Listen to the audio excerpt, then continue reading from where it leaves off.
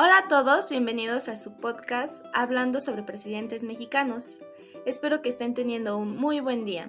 Hoy hablaremos sobre uno de los presidentes más importantes de la historia de México. Es conocido como Plutarco Elías Calles. Bueno, para comenzar, su nombre completo es Francisco Plutarco Elías Campuzano. Nació en Guaymas, Sonora, el 25 de septiembre de 1877 y falleció en la Ciudad de México el 19 de octubre de 1945. Fue un político y militar mexicano que se desempeñó como presidente desde el 1 de diciembre de 1924 hasta el 30 de noviembre de 1928. Fue hijo de Plutarco Elías Lucero, que provenía de una familia con una buena posición económica, que con el paso de los años se fue reduciendo debido a los problemas políticos, sociales y económicos de aquella época. Su padre tuvo problemas con el alcohol y abandonó a su familia y se fue a vivir a una finca en San Pedro Palominas. Y su madre, María de Jesús Campuzano, murió cuando él tenía 3 años, con lo que quedó bajo la tutela de sus tíos maternos en Hermosillo. En 1888, Calles estudió con el profesor Benigno López Sierra en la Academia de Profesores, con el propósito de hacerse maestro.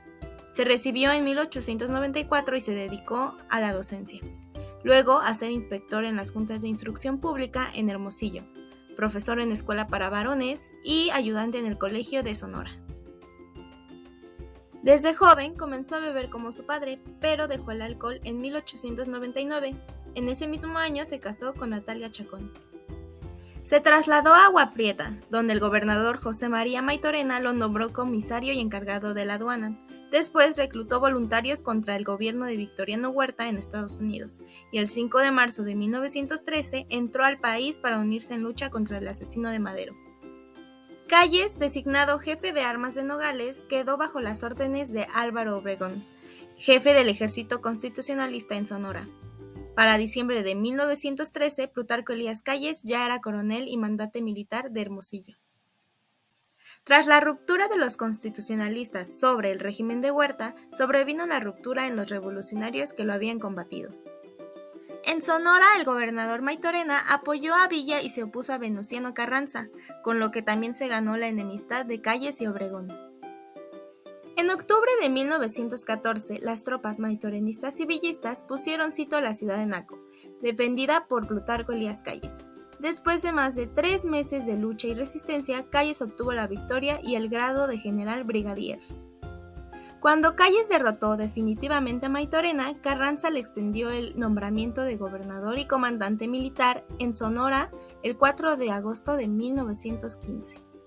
En ese puesto, Calles promulgó leyes modernizadoras, como la prohibición de bebidas alcohólicas, y logró avances en la aplicación de la justicia, y expidió medidas para reactivar la economía y la agricultura. Expulsó el clero del Estado en un acto que presagiaba el mayor conflicto armado, la Guerra Cristera. El 1 de diciembre de 1924, Calles toma posesión como presidente. En su periodo, quiso modernizar al país y reconstruir sus instituciones. El régimen de Calles racionalizó los presupuestos y mantuvo las inversiones productivas y sociales.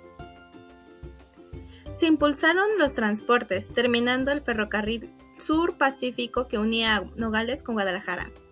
Se inauguraron también las carreteras México-Puebla, la de Pachuca y después la de Acapulco. En 1926, ante el cierre de escuelas religiosas y la expulsión de sacerdotes extranjeros, la Iglesia decidió suspender el culto público. En el occidente de México, una buena parte de la población campesina se levantó para defender su religión. Durante 3 años, los cristeros practicaron una guerra de guerrillas, similar al zapatismo, con una gran caída en la producción agrícola. 200,000 emigrados y 70,000 muertos. Se trató de uno de los conflictos armados más sangrientos y dolorosos en la historia de México. Se comenzó a llamar a Plutarco Elías Calles como el jefe máximo de la revolución, debido a su gran preponderancia en la cual logró incluir una serie de alianzas con los poderes estatales y federales, con las organizaciones formadas por obreros y por campesinos, y lanzó su gran proyecto político, la creación del Partido Nacional Revolucionario, antecesor del PRI. Durante la presidencia de Plutarco Elías Calles, la educación jugó un papel prioritario como instrumento de unificación y de consolidación de la ideología del Estado. El proyecto oficial educativo tuvo como objetivo, más que instruir al pueblo, enseñarlo a trabajar, a ganarse la vida e inculcarle el nacionalismo oficial. En el discurso estatal se instaló en la necesidad de que el aprendizaje fuera práctico y productivo a la vez. De ahí que se apoyaran especialmente los programas de educación técnica, proletaria y urbana. Calles impulsó grandes proyectos y programas en la educación, teniendo como principal objetivo la construcción de escuelas a lo largo y ancho del país, la búsqueda de alfabetizar a los mexicanos para mejorar la vida de ellos en sus comunidades. También buscó preparar la sociedad en actividades prácticas u oficios, así como mantener el carácter laico en la educación. Las escuelas rurales fueron el eje de la integración nacional. A través de ellas se buscó incorporar a los indígenas al mundo civilizado. Al castellanizarlos, se quiso modernizar su forma de vida comunitaria e inculcar nuevos patrones culturales. Se promovió la capacitación manual. Con los talleres se cumplía el doble propósito de liberar la fuerza creadora que se decía que tenían todos los mexicanos y de incorporarla al desarrollo económico. Promovió la legislación agraria de irrigación y de crédito para el campo, con lo que estableció las bases para que todos los mexicanos pudieran adquirir tierras y agua en cualquier parte del país. De igual forma, fundó el Banco Ejidal y el Banco Agrícola.